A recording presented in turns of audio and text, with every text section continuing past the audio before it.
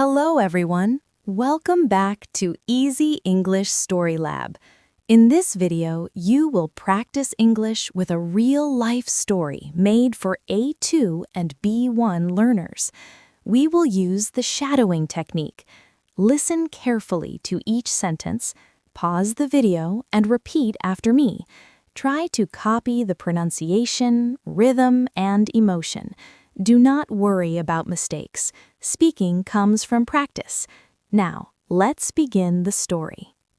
I could understand English, but I couldn't speak. This sentence followed me everywhere. It lived in my head. It stayed in my heart. My name is Lily. I am 24 years old. I live in a big city and work in a small office. English is part of my daily life. I hear it at work, I see it online, I read it on my phone. When people spoke English, I understood them. Not perfectly, but enough.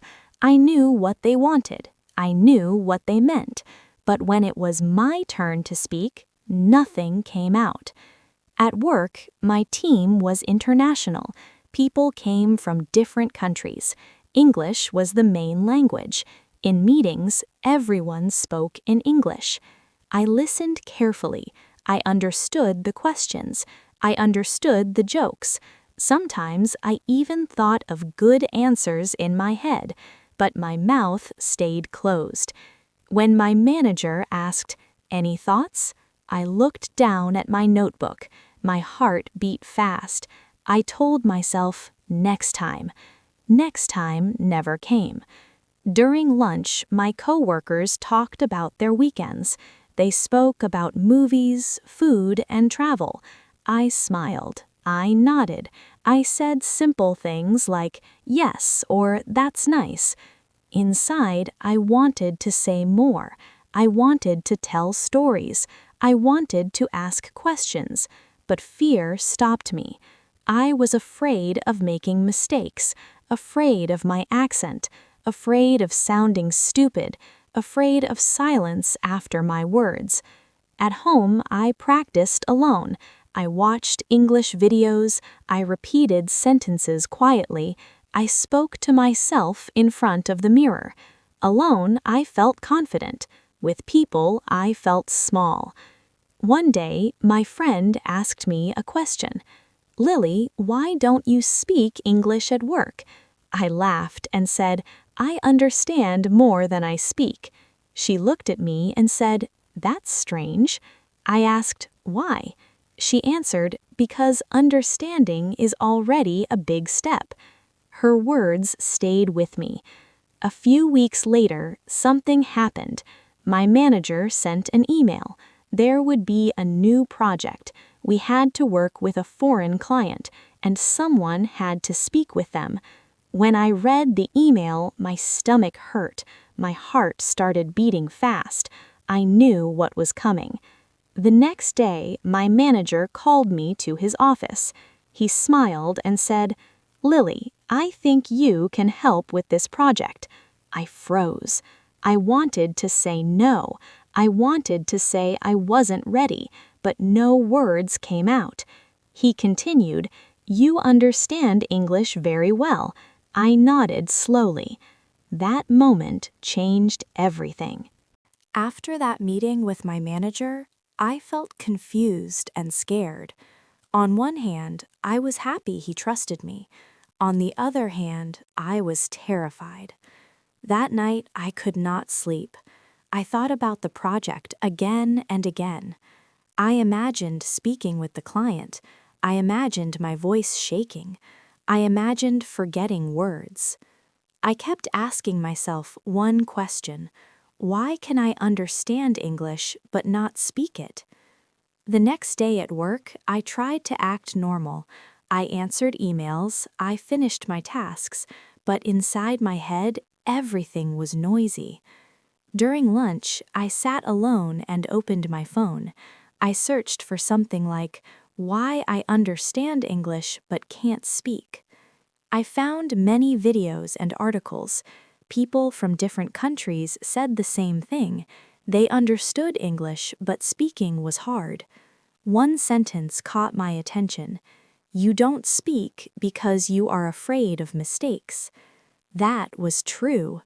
I was not afraid of English. I was afraid of failing in front of people. That evening, I made a small decision. I decided to try something new. Not something big, just something small. I told myself, tomorrow I will speak at least one full sentence. The next morning, I felt nervous. My heart beat fast when I arrived at the office. During the first meeting, I listened carefully. I understood everything. Then my manager asked a question. There was silence. I knew the answer. My hands felt cold. My mouth was dry. I almost stayed quiet, but then I remembered my promise. I took a deep breath and spoke. My voice was quiet but clear. I said one full sentence.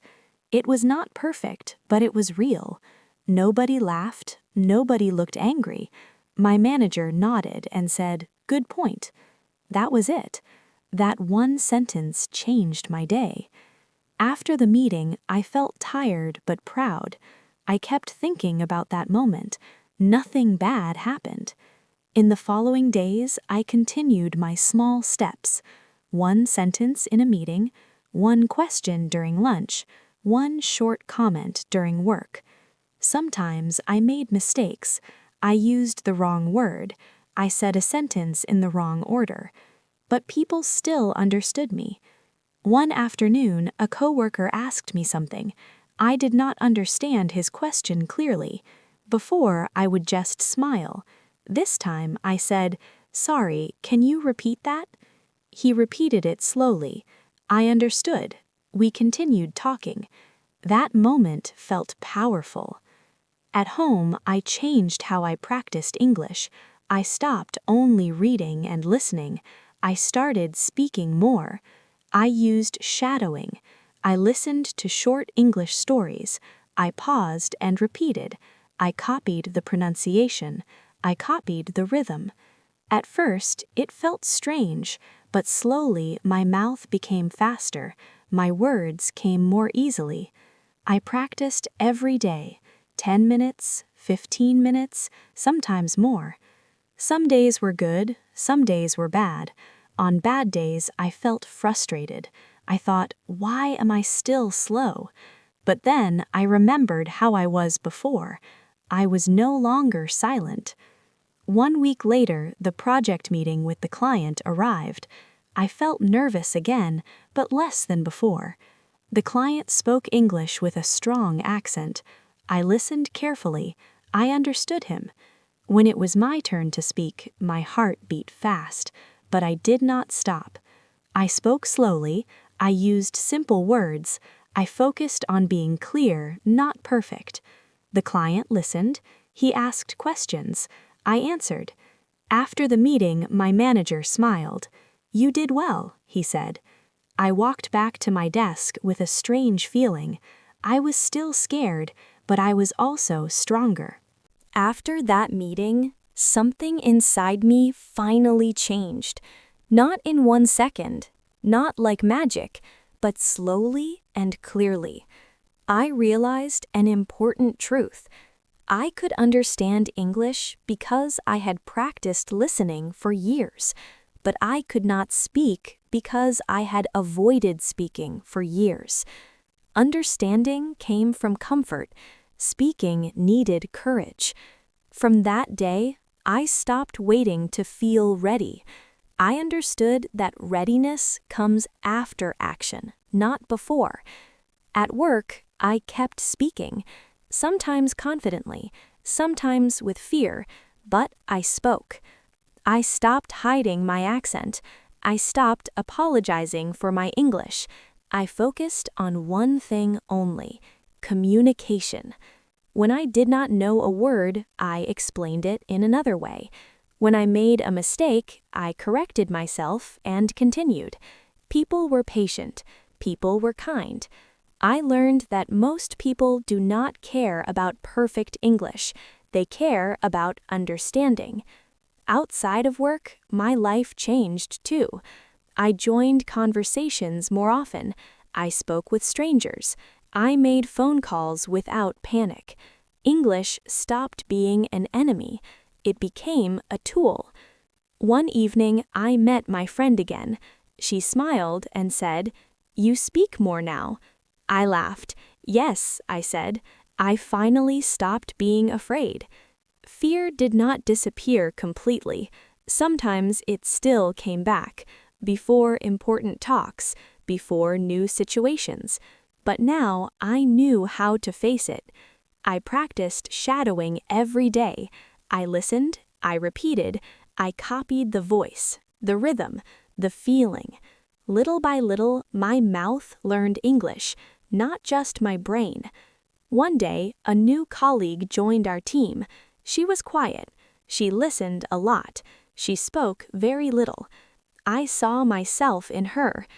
During lunch, I sat next to her and asked how she felt. She said, "I understand English, but I can't speak." I smiled gently. I knew that sentence very well. I told her my story. I told her about fear, about mistakes, about small steps. I told her one simple thing: speak before you feel ready.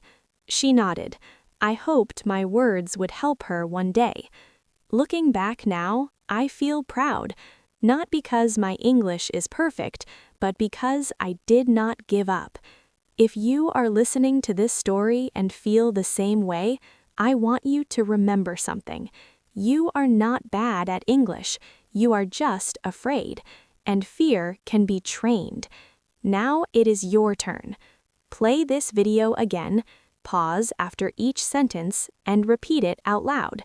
Copy the pronunciation, copy the rhythm, copy the emotion. This is the shadowing technique. It helps your brain and your mouth work together. Practice every day. Even 10 minutes is enough. Do not wait for confidence. Confidence comes from speaking. Thank you for learning with Easy English StoryLab.